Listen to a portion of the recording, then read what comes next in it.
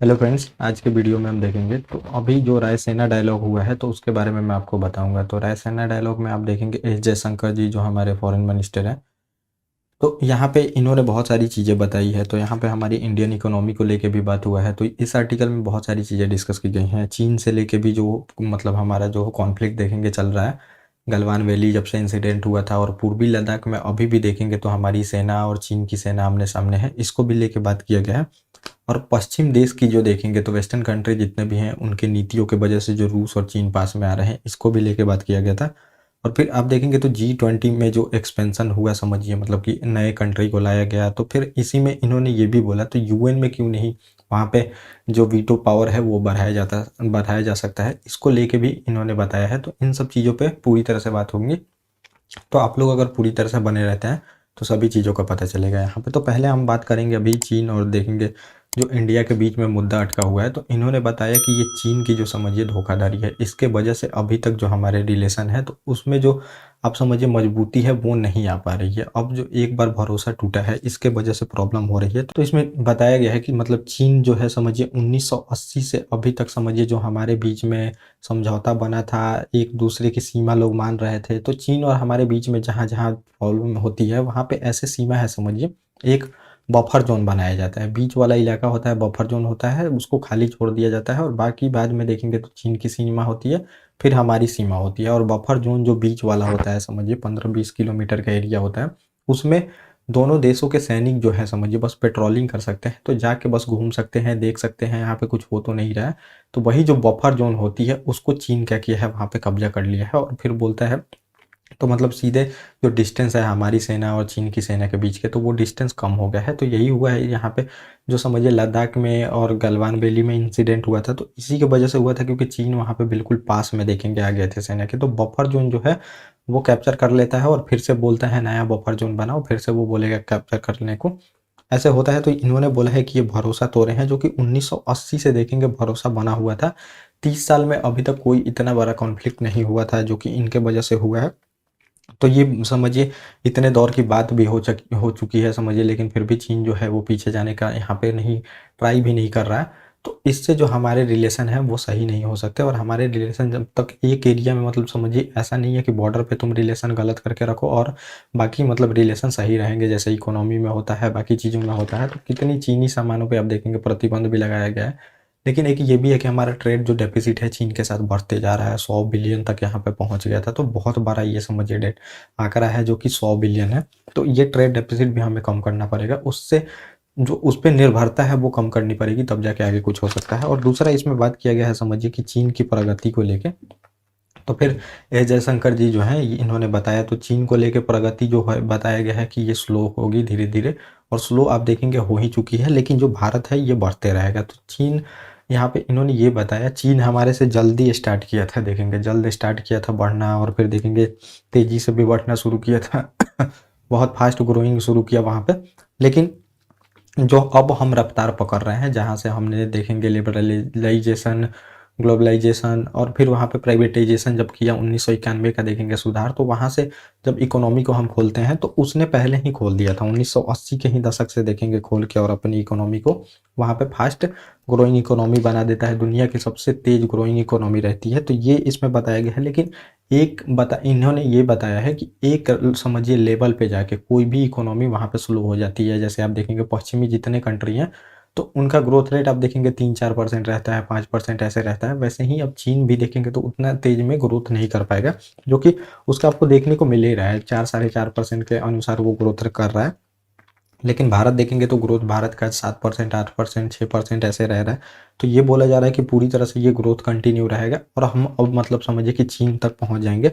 और फिर rating agency जो है समझिए इन्होंने गोल्डमैन जो सैस है समझिए उसका हवाला दिया है। तो गोल्डमैन सैस जो है ये इसने बताया था कि जो 1900 जो 2075 आएगा तो उसमें चीन की इकोनॉमी और हमारी इकोनॉमी दोनों बराबर देखेंगे, बीच मतलब बराबर पे खड़ी होंगी, और दोनों इकोनॉमी उस टाइम तक 50 लाख करोड़ डॉलर की हो जाएंगी यहाँ पे। तो ये बताया गया था। तो इसमें ये है कि पूरी तरह से जो भारत और चीन है तो ये पूरी तरह से एक देखेंगे एक लाइन में आ जाएंगे, मतलब समझिए बराबरी पे आ जाएंगे, ये बताया गया है 1975 तक। तो इकोनॉमी को लेके यहाँ पे बताया गया है क्योंकि जो समझिए चाइना इकोनॉमी है तो वो स्लो डाउन का सामना कर रही है, और फिर आप देखेंगे वहाँ पे जो पॉपुलेशन है वो भी गिरते जा रही है, पॉपुलेशन गिरती जा रही है। और हमारी जो आबादी है समझिए, एक तो पॉपुलेशन अभी हमारी गिरने वाली नहीं है, अभी बढ़ेगी ही। 2065 तक बताया गया है कि बढ़ते रहेगी, वहाँ से फिर जो है ये समझिए गिरना शुरू होगी, तो बहुत टाइम है अभी। और सबसे ज़्यादा युवा जो पाए जाते हैं, यूथ, तो इंडिया में पाए जाते हैं। तो अभी ग्रोथ की काफ़ी संभावना है। अभी तो हमने स्टार्ट किया है, अभी बहुत दूर जाना है यहाँ पे, ये इसमें बताया गया है।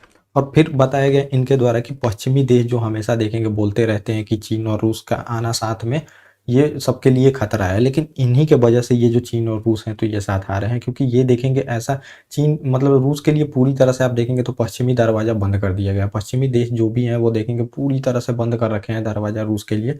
तो फिर रूस के लिए क्या ऑप्शन बचता है? वो जितने भी पूर्वी दक्षिण के जो देश हैं समझिए, इंडोनेशिया, चाइना, इंडिया, इन सब से ही पास में आएगा। तो इन सब से पास आ रहा है, तो सबसे बड़ा देश यहाँ पे चाइना है जिसके पास में ज़्यादा जा रहा है। तो इसके लिए फिर जो पश्चिमी देश हैं ये ही जिम्मेवार हैं, लेकिन ये बोलते हैं कि फिर उससे बच के हमें रहना चाहिए, ये इन्होंने बताया। क्योंकि रूस का देखेंगे तो महान शक्ति रहा है हमेशा से, कला का भी देश रहा है, वहाँ पे पारंपरिक हमेशा से शक्ति बन के रहा है।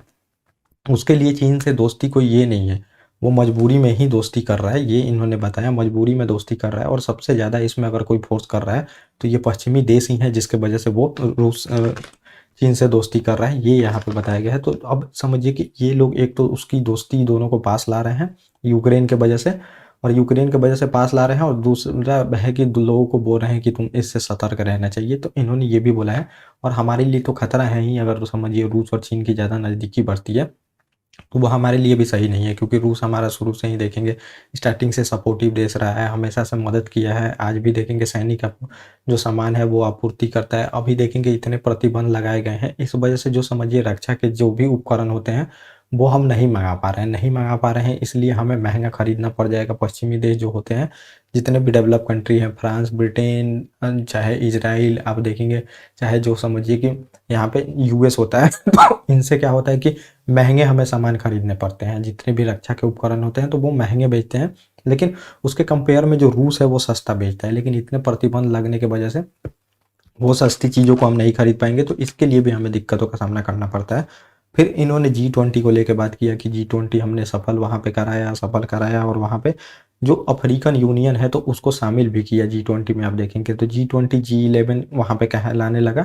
तो वैसे ही यहाँ पे इन्होंने ये बोला, तो G20 में एक्सपेंशन हो सकता है तो यूएन में क्यों नहीं हो सकता? तो यूएन में जो समझिए वीटो पावर है उसको एक्सपेंशन के लिए इन्होंने बात किया है कि वीटो पावर और बढ़ाया जाए और देशों को दिया जाए। ऐसा नहीं है कि बस चीन, फ्रांस, ब्रिटेन और जो रूस और यूएस है इन्हीं के पास रहे और ये अपने मर्जी का करते रहे। तो यहाँ पे एक तो पहले अफ्रीकन कंट्री उतना बड़ा कॉन्टिनेंट है, तो उनको एक को तो दो, वहाँ पे कॉन्टिनेंट वाइज भी अगर देते हो तो एक कॉन्टिनेंट वहाँ पे पूरी तरह से छूट गया है जो कि उसमें देना चाहिए। और जो सबसे समझिए बड़ी डेमोक्रेसी है, सबसे बड़ी जो पॉपुलेशन में कंट्री है, इकोनॉमिक पावर है, समझिए जो सैनिक कैपेबिलिटी है वो भी बहुत ज़्यादा है, सभी चीज़ हम फुलफिल करते हैं, फिर भी हमें वीटो पावर नहीं मिला है इंडिया को। इसको भी वीटो पावर देने की बात की गई है। या तो इसमें मतलब समझिए स्ट्रक्चरली बहुत सुधार करो, और नहीं तो फिर इसको बंद करो। नहीं तो वैसे भी कौन सा काम कर रहा है, कोई युद्ध ना रुकवा पा रहा है ना कोई, समझिए इतने दिन से यूक्रेन का युद्ध 2-3 साल हो गया लेकिन अभी तक ये रुकवा नहीं पाया। इजराइल हमास का संघर्ष चल रहा है वो भी नहीं रुकवा पाया। तो स्ट्रक्चरली जब सुधार नहीं होगा तो ये नहीं रुकवा पाएगा। और जैसे लीग ऑफ नेशन देखेंगे फेल हो गया था और वहाँ पे प्रथम विश्व युद्ध होता है, वैसे ही ये भी फेल हो जाएगा। और लीग ऑफ नेशन हुआ था और सेकेंड वर्ल्ड वॉर हुआ था, वहाँ पे लीग ऑफ नेशन फेल हुआ था, तो वैसे ही थर्ड वर्ल्ड वॉर भी हो सकता है इसके फेल होने पे, ये भी बताया गया है इनके द्वारा। तो ये सब पूरा चीज़ें इन्होंने बताई हैं। तो चीन को लेके फिर आप देखेंगे कि इकोनॉमी को लेके अपने बताया है, फिर पश्चिमी देश की वजह से जो रूस और चीन समझिए पास आ रहे हैं, फिर इन्होंने G20 के बारे में बात किया, फिर इन्होंने जो समझिए यूएन में सुधार होनी चाहिए सिक्योरिटी काउंसिल में, इसको लेके बात किया है। तो ये पूरा टॉपिक था जो मैंने आपको बताया। ओके गाइस, थैंक यू, और अब हम मिलेंगे अपने नेक्स्ट टॉपिक।